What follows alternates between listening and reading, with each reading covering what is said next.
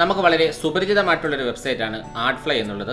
പലപ്പോഴും നമ്മൾ ഇൻ്റർനെറ്റിൽ നിന്നും പലതരത്തിലുള്ള ഫയലുകൾ ഡൗൺലോഡ് ചെയ്യാൻ ശ്രമിക്കുന്ന സാഹചര്യത്തിൽ ആ ഫയലുകളൊക്കെ നമുക്ക് ലഭിക്കാൻ വേണ്ടി ആഡ്ഫ്ലൈയുടെ പരസ്യം നമ്മൾ കാണേണ്ടി വരുന്നുണ്ട്.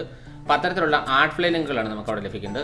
ആ ഒരു പരസ്യം ഉപയോഗിച്ചുകൊണ്ടാണ് ആ ഫയൽ ഇടുന്ന ആളുകൾ അതിനെ മോണിറ്റൈസ് ചെയ്തുകൊണ്ട് വരുമാനം ഉണ്ടാക്കുന്നത്. അപ്പോൾ നമുക്ക് വളരെ അത്യാവശ്യമുള്ളൊരു ഫയലാണ് ഡൗൺലോഡ് ചെയ്യേണ്ടത്. ആ ഫയൽ ആഡ്ഫ്ലൈ ലിങ്ക് ഉപയോഗിച്ചാണ് ക്രിയേറ്റ് ചെയ്തിട്ടുള്ളത്.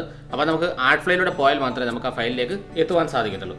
ഇപ്പോൾ ഒരു എക്സാമ്പിളിന് വേണ്ടി ഞാനൊരു ആഡ്ഫ്ലൈ ലിങ്ക് ഇവിടെ കാണുന്നുണ്ട്. ഞാൻ ആ ലിങ്കിലേക്ക് പോവുകയാണ്.